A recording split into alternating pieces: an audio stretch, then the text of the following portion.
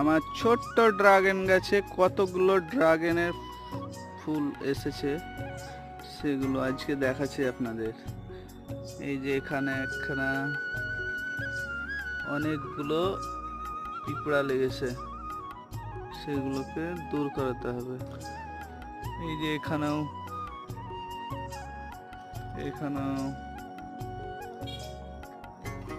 আবার একই ডালে দুটো।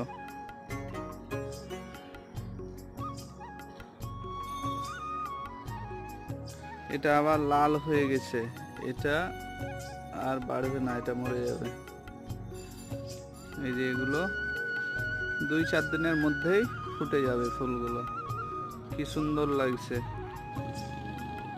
এই যে এটা আবার কত সুন্দর একটা ড্রাগন হয়ে গেছে, কয়েকদিনের মধ্যে পেকে যাবে আবার।